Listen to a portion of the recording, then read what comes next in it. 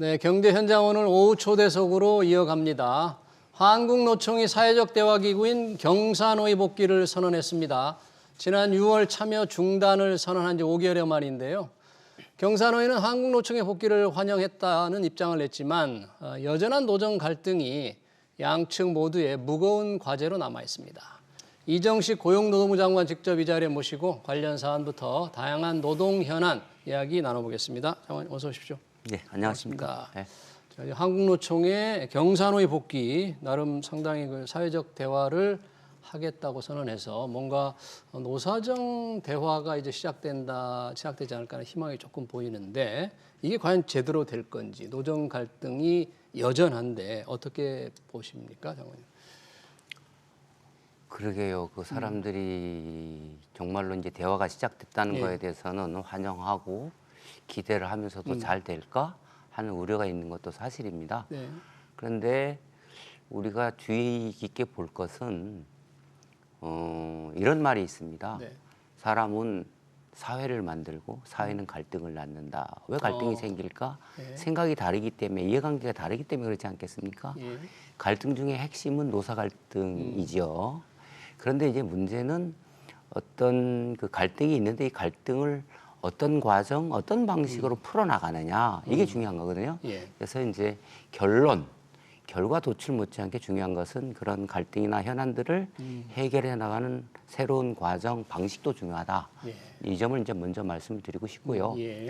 그다음에 이제 두 번째, 그럼 한국노총이 지금 사회적 대화를 하겠다고 하는데 사회적 대화가 내실 있게 되려면 이 공통의 그 사회 현안에 대한 또는 해결해야 될 과제에 대한 문제인식이 있어야 되는 거죠. 문제인식. 그런데 지금 노동계에서 지금까지 주장해왔던 바나 우리 정부나 경영계 모두가 고민하고 있는 게 우리가 디지털 전환, 탄소 중립, 인구 절벽 뭐 그런 거 있지 않습니까? 고령화, 저출생 고령화 이런 속에서 생겨나는 노동 문제가 뭐가 있을까? 그것은 우선 이중구제 해소, 그다음에 중장년 같은 경우는 계속 고용, 정년 연장이라든가 뭐 계속 일할 수 있어야 되는 거 아니겠어요?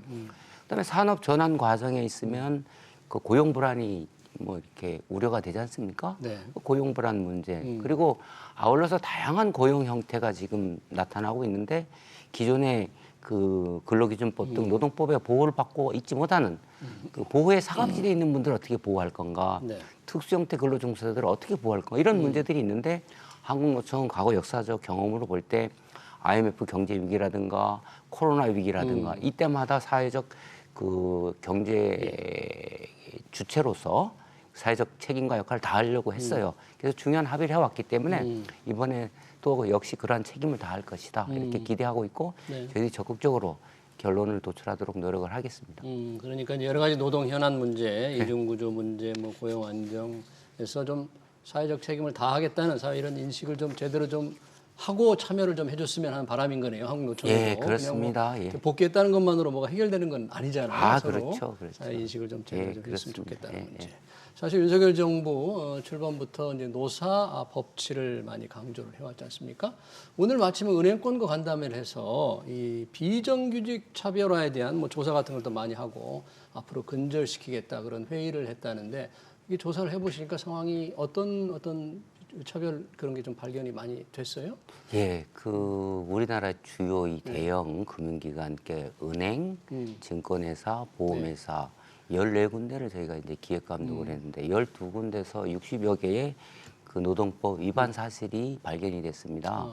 그래서 대부분 뭐 시정 조치 해서 다 개선을 했는데 사례를 보면 그러니까 비정규직이라고 할 때 우리 법은 단시간, 보통의 노동자에 비해서 단시간 일하는 사람, 파견 노동자, 그다음에 기간제 노동자 이렇게 있는데 그 기간제 등 또 단시간 노동자라는 이유만으로 10분 일찍 출근하게 한달지 비정규직 근로자들에 대해서만 10분을 일찍 출근해라.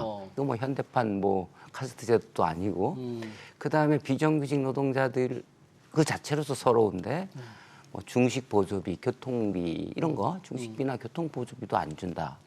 출산휴가도 뭐 적게 준다. 성과상여금도 안 준다. 뭐 이제 이런 것들이 적발이 됐습니다.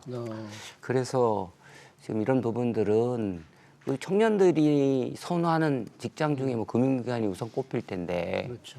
요새도 뭐 사회적으로 돈도 많이 벌었다고 하는데 그 모범을 좀 보여야 될 거다 이렇게 보고 보니까 이제 기관들이 와서 몰라서 그런 경우도 있고 그래서 저희들이 감독은 감독대로 하면서도 12월 초로 예정을 하고 있는데 12월 8일께 예. 자율 좀 점검을 해서 개선을 할 수 있도록 이게 이제 일터에서 차별받지 않고 공정하게 보상받을 수 있는 그런 거를 만든다는 게 결국 노동개혁이 지향하는 최종적인 네. 그런 지향점이라고 볼 수 있기 때문에 이런 부분들은 저희들이 감독뿐만 아니라 다양한 뭐 지원책을 통해서 자율적으로 개선하도록 적극적으로 추진해 나갈 네. 계획이고요. 예. 이거와 더불어서 이제 지금 가장 심각한 게 뭐 괴롭힘이라든가 포괄임금.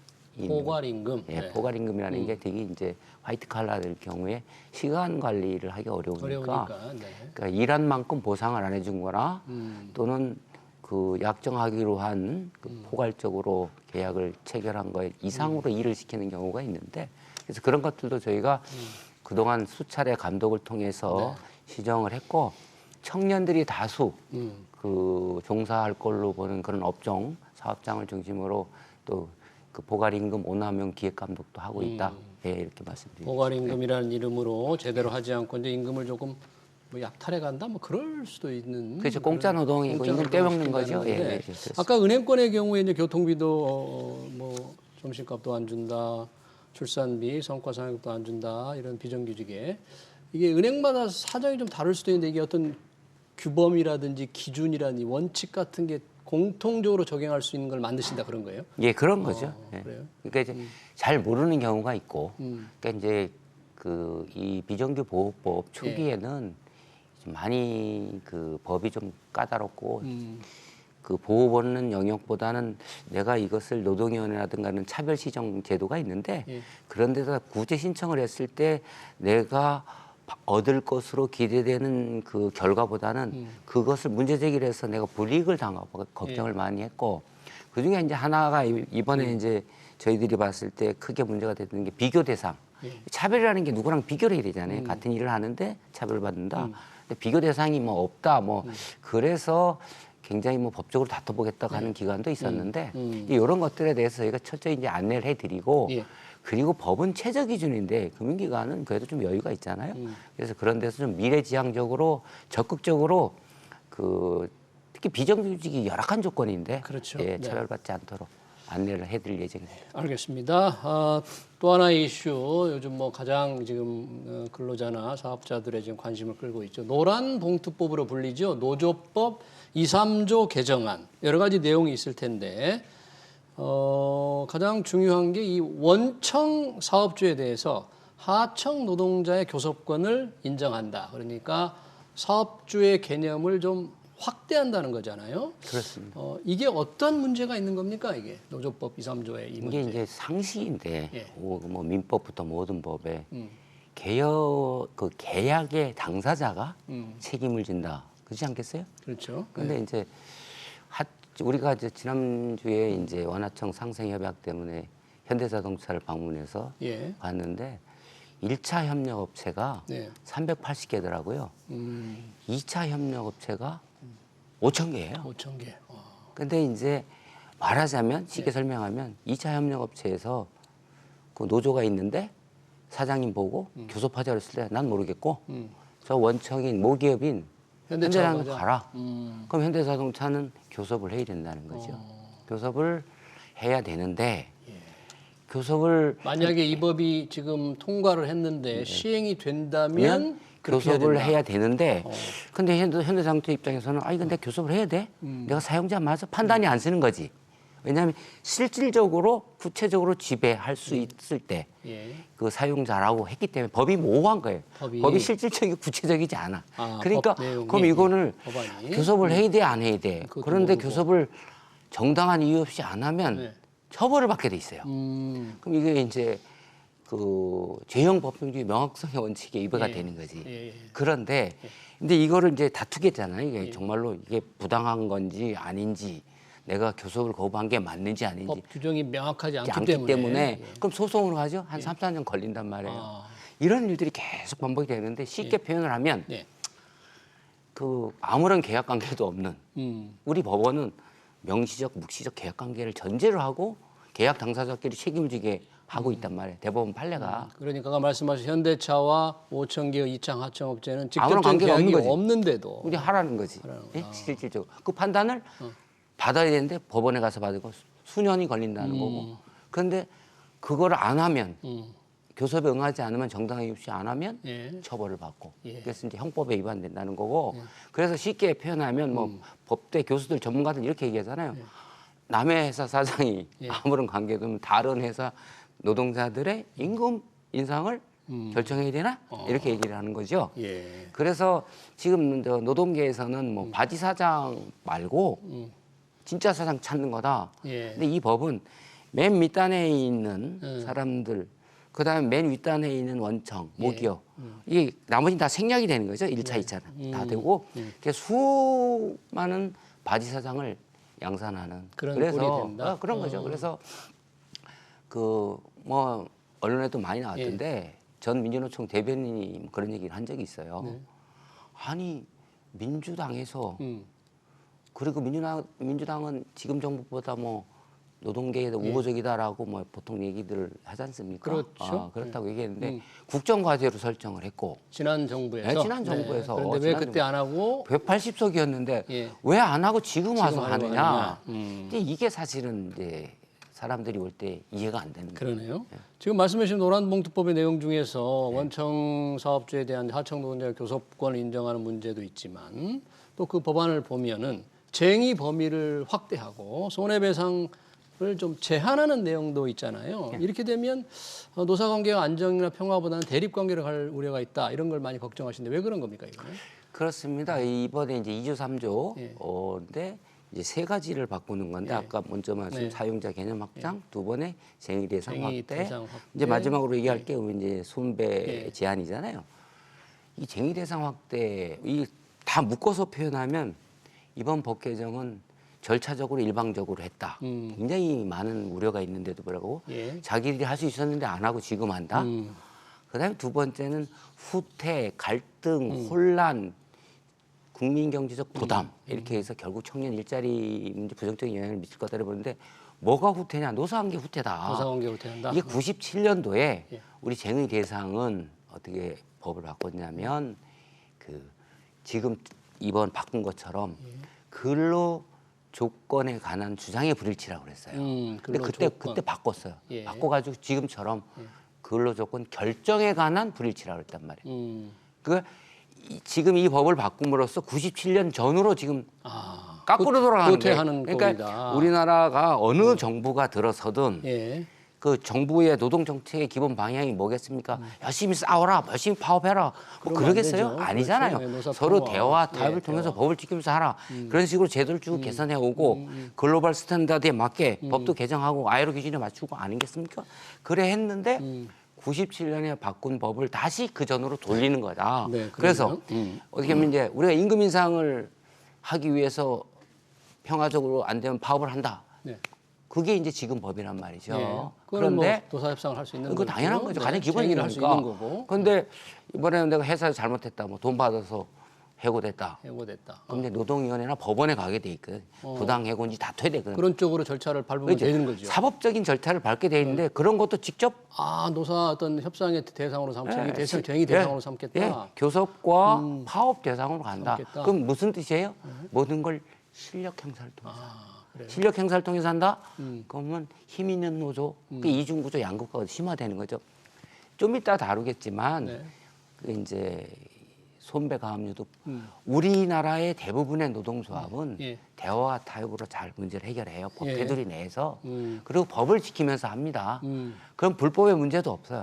근데 이제 이렇게 되면 지금은 이런 문제 가지고 파업을 할 수가 없게 돼 있죠. 예. 근데 법을 바꿔놓으면 이제 뭐 경영권뿐만 아니라 모든 거 들고 나와가지고 교섭하자. 그래서 쟁의 대상으로 삼아가지고. 그 이제 논리적으로 연결하면 다 연결될 수 있거든요. 그러네요. 만약에 그렇다면 그러니까 이제 노사관계를 불안하고 후퇴하게 만들고 상업 편을 위협한다. 그래서 걱정을 했는데 이제 국회 일단 통과가 됐지 않습니까? 어찌됐든 이제 법안으로 되기 일보 직전.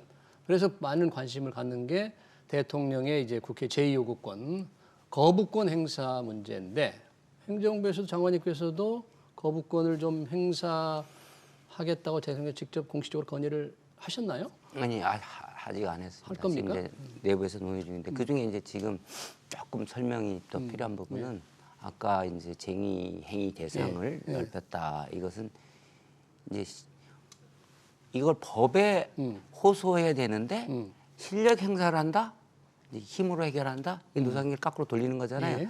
자력구제라고 있어요. 자력구제. 자력구제.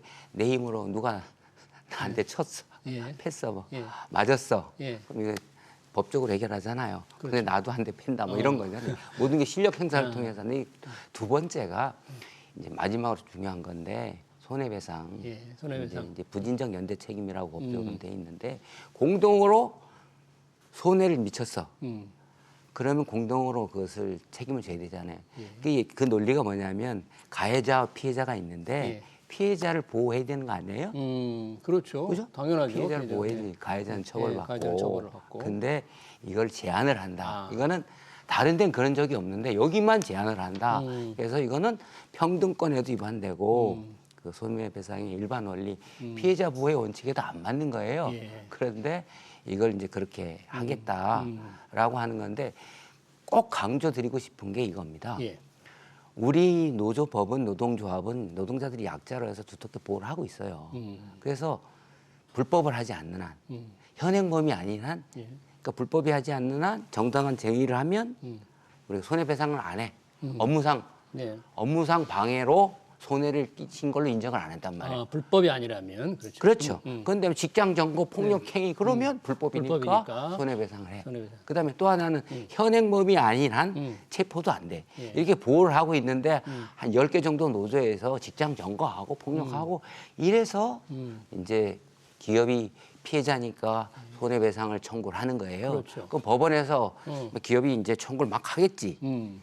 근데 그건 법원에서 다 인정하냐? 그게 아니고 예. 직접적으로 적극적으로 가담자, 예. 주동자 뭐 이런 사람들만 갈아서 해주는데 이걸 제한하겠다 이런 거고. 그래서 개인별로 제한해서 이렇게 하라 손해배상 그걸 청구를 다 하려면 입증을 하고 얼마의 책임이 있고 얼마의 기여가 있고 뭐 이런 것들을 저 피해자가 다 산정을 해야 된다는 거죠. 그게 굉장히 현실적으로 거의 불가능하게 가까운 불가능. 거예요. 예, 이제 그렇게들 보고 있는 거고요. 그래서 지금 노조법은 어떻게 돼 있냐면 모든 법을 만들 때는 그 법의 목적 취지에 맞춰야 되잖아요. 노동 상권을 보장해서 노동자들의 사회경제적 지위를 향상시키는 건 기본이겠지. 예. 다만 그걸 하는 과정에서 노사 갈등이 있는데 이 갈등을 분쟁을 평화적으로 예방, 예. 조정해서 산업 평화, 노사가 잘 가게 국민 경제에 이바지하도록 돼 있는데 예. 그 노동부 장관이 그 책임이에요. 근데 이렇게 법을 만들어 놓으면 이 법을 집행하기 굉장히 어렵습니다. 집행하기 그럼 네. 제가 어떻게 합니까? 예. 헌법에서 보장하고 있는 고용노동부 장관으로서 직책을 수행을 해야 되겠죠. 그대로 수행을 그래서 하셔야 지금 된다. 현재 저희 내부에서 여러 가지 좀 검토를 하고 있다 이렇게 말씀드립니다. 네, 대통령 거부권에 대해서는 헌법에 나와 있는 노동부 장관의 기본적인 이제 책임을 다 하시겠다. 이미 여당에서는 대통령에게 좀 거부권을 건의한 상태죠. 여당은 지금 해야 된다. 그리고 뭐 경영계에서도 그러고 네. 전문가들도 많이 그렇게 얘기를 하고. 예, 이 대통령께서 몇 차례 지금 일부 통과된 법안을 거부권 행사해서 조금 부담을 느끼신다. 그래서 정치적으로는 또 하는데 부담이 아닐까 이런 지적도 있던데 그럼에도 불구하고 이 법은 절대 시행돼서는 안 된다 이렇게 보시는 건가요? 예, 그렇군요. 앞으로 한번 보여야 될 것 이 같습니다. 국민경제나 노사경인가 헝클어지고 역사를 거꾸로 돌려서 청년 일자리 문제가 망가지고 하는 것만큼 큰 부담이 어디 있겠어요. 그런 건 없어야죠. 그러니까 이 노란봉투 노조법은 일자리를 무너뜨리는 일자리를 뺏어가는 그런 법입니다. 저희가 뭐 다뤄야 될 좀 주제가 많이 있습니다만 시간 관계상 여기서 좀 마쳐야 될 것 같네요. 네, 오늘 귀한 시간 내주셔서 고맙습니다. 아유, 지금까지 고맙습니다. 이정식 노동부 장관이었습니다. 고맙습니다. 감사합니다. 네.